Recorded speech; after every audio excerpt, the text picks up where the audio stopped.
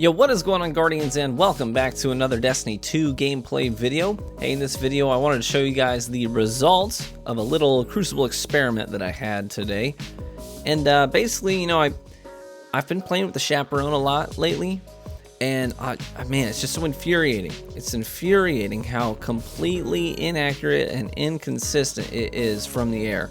It's like the gun wants you to stay grounded so bad, and it's every now and then it's just so confusing because the barrel is pointed directly at somebody from, 5-10 feet away, and you pull the trigger, and just because your feet are not touching the ground, the slug just vanishes into space like it shot out the side of your barrel or something. It just doesn't make sense, and it's so frustrating to blank even when you're that close just because your feet aren't touching the ground. So I thought to myself, man, what if I had a slug shotty with an Icarus mod on it? How cool would that be? Would it be effective? How accurate would it make the gun from the air? Well, I did it, and the results were ridiculously nasty. Like, it's nearly perfectly accurate. It's almost perfect accuracy from the air. It's insane. Look at these clips. I'm gonna show you these clips here, and you're gonna see it. So the slug shotty that I used is the good bone structure. So you can get one of these things from the gunsmith. Just keep turning in some, weapon materials, and eventually you'll get your hands on a good bone structure. Now, this is a year 1 shotty, but they brought it up to Forsaken, so you can get a Forsaken drop. What that means is that it's going to have random rolls, and it's going to have a mod slot on it. The other ones that did not come forward, they don't have the mod slots on them, and you can't put a mod on the chaperone. So this is about one of your only options. So I took my good bone structure, and mine rolled pretty well. Mine's got quick draw on it, which is very nice to have on a shotty. You want that thing to be pulled up quickly, so that's nice to have. Mine also has opening shot, which is really nice to have as well on a precision weapon of any kind, let alone a slug shotty. Now, on top of that, mine also has extended barrel, which extends the range. It has light mag, which also extends the range. And then I threw the Icarus mod on top of it. And oh my gosh, it's smooth as butter, guys. I'm telling you, this thing is nasty. Nasty from the air. The headshots that I'm hitting at the ranges that I'm hitting them so consistently, it got to the point where I could call it. Like, I'd be flying through the air and I'd be like, headshot, as I pull the trigger, and the guy falls over dead. It was just, man, it was such a good feeling. It's just such a fun and rewarding way to play the game. Now, my preference, I really wish I could do this with the Ganora's Axe, because the Ganora's Axe, it's the year 1 Iron Banner slug shotgun. That one has better range and better impact, so I would be getting these kills at even a more ridiculous range than I can with the good bone structure if I could use the Ganora's Axe. The good bone structure has lower impact, lower range, and a higher fire rate. So, but like I said, it's like your only option right now. So it worked out great, but I was like, man, if I want to even take this to the next level, if I could, I'd love to have a Ganora's Axe to do this with. And so I was using the slug shotty, and then I decided, let's just go full precision here. So I threw on a hand cannon. I'm using the DFA in this gameplay. So the DFA has rampage and accurized rounds. It's one of the better 140s in the game, in my opinion. I love the DFA. It's got great hit registration and pretty solid range. And then in the heavy slot, I'm using the Queen Breaker's bow, which is also a precision weapon. Now, all these things coupled together, I'm thinking, okay, if I'm going for precision, what should I be doing? Well, if I'm going for jump shots, I want to be on a hunter for the first, in the first place, because hunters, in terms of their in-air directional change abilities, no other class can really compete with that unless you're playing, like I love to play Top Tree Dawnblade, which has the Icarus dash, but that's about it in terms of directional change mid-air. And that's something that's really important if you're intentionally going for jump shots, because the thing about jump shots is if you miss it, you kind of hose. Like, you're just kind of chilling up in the air and you're an easy kill, especially for something that doesn't come down quickly like Warlocks and Titans. Hunters drop a little bit more quickly just because of the nature of their jump abilities. So I want to be on a hunter, and if I'm doing precision stuff, we may as well be doing Way of the Wraith, so I can get that flawless execution. And you can see here some of the Queen Breakers streaks that I went on, where I'm crouched and I take the shot, I get my first headshot kill, and then it's so easy to line up your next headshot when you get wall hacks. It's like Gambit, it's easy mode at that point. As long as they're not rushing you up in your face, that's when it can get a little bit dicey with QBB. And I'm also running the Graviton Forfeit because I want to have a longer duration on my Flawless Execution perks and True Sight that I get with Flawless Execution. So it's such a rewarding way to play the game, and kill chaining when I've got this, especially when I've got my True Sight active. Man, I can tell you, I just had so much fun today. So much fun. It was one of the most fun days I've had in a while. We had like 900 people hanging out in chat watching it too and enjoying it live on stream. And it was just man, I'm loving Forsaken right now, guys. I'm loving it.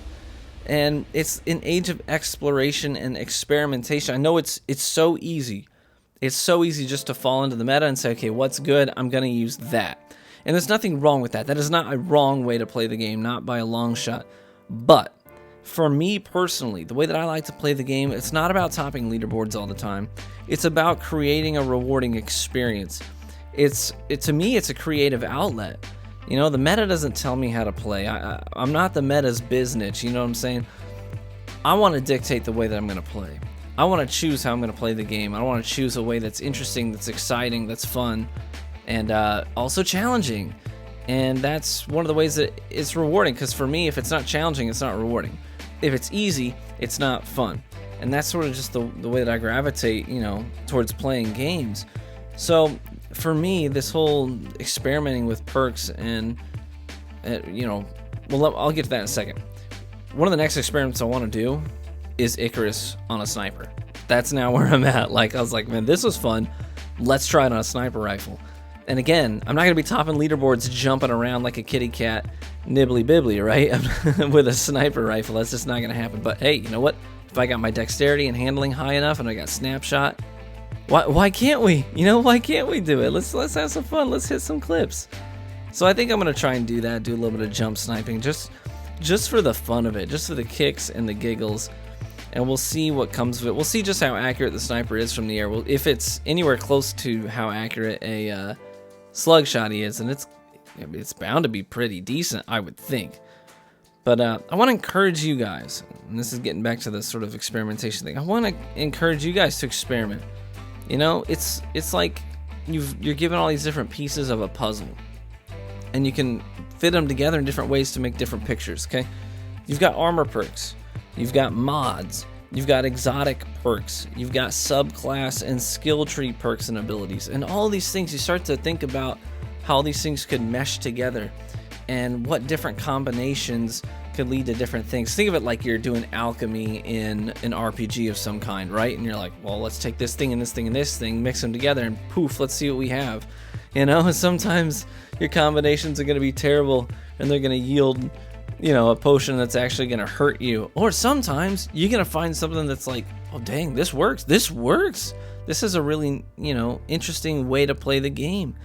So I would encourage you guys to do some exploration on your own, some experimentation. What sounds fun to you, right? Create your own unique play style. You don't always have to let the meta dictate the way that you're going to play the game. And I get that for some people, the way that they have fun is just winning. Winning is the be-all, end-all.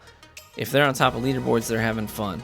And I get that, and that's totally fine. That's why I don't shame anybody for running the meta. I might call attention to it every now and then, like, oh, man, sometimes it's difficult trying to play against this guy's Not Forgotten or Lunas Howl and, you know, Dust Rock Blues. Yeah, it can be tough, but I'm not shaming the person. I'm not mad at him for running it. It's just a difficult thing to play against when you're just trying to derp around and have fun, and I get that. So there's no shame in doing those things, absolutely. You want to run Nova Warp? Run Nova Warp. It's not your job to balance the game. You want to run Blade Barrage? Run Blade Barrage. See if I care. It's not your job to balance the game. Play the way you want to play it. But if that gets stale after a while, try something new. Try creating your own play style, not the one that was created for you. And then you'll have this sense of ownership in it. Like, hey, this is my thing. This is the thing that I came up with, and this is how I play the game. And then, you know, people are going to remember you by that thing that you do. You know, it's not the people that beat me with Lunas Howls and Dust Rocks that I remember. I don't remember those people. It's the guy that cleans house with Sturm and Drang that I message after the game like, dude, that was sick. Or, you know, it's the guy that's jumping around jump sniping people with an Icarus mod. If that happened to me, I'd be like, dude, that was legit. You know what I'm saying? Those are the people I remember. And that speaks, you know, that rings true even with like Destiny 1, content creators and streamers and stuff like that. You think, okay, well, chaperone, who do you think of? We think of Destiny 1, who's in a bubble with a chaperone? Well, that's the fun police. That's Shake, you know? It's a unique playstyle that he became known for. Yeah, other people did it, but he was the first to really embrace it and make it his thing, you know? And I think that just speaks to the value of personal creativity in a video game. So, anyways, that's just what I wanted to talk about today. Hopefully some of that rings true to you. Hopefully you enjoyed the gameplay of my little build that I was running around with here today, and some of the jump shots that we got with that Slug Shotty. Again, it's the good bone structure. You can get that from the Gunsmith. Again, I want to talk about this just for those who are interested. If you don't have a clan or you don't have a gaming community and you want to play Destiny with people, hey, we have a large Discord community called the Front Lines, because that's what the word Vanguard is. It's a Viking war term for the people in the front, the people on the front lines. So that's what we're called. We're called the Front Lines community, okay? We've got 4 clans, but we're more than just clans. That's just sort of a subset of what we do. We've got a whole Discord available for the people who are in the Front Lines community, and we're growing. We're now like 1,500 people, so if you want to be a part of that, to get access, you just have to be a sub on Twitch. You can do that for free with Twitch Prime. If you've got Amazon Prime, you link your Prime account to your Twitch account. You can just drop a sub on the channel. Bam! You open up Discord on your desktop.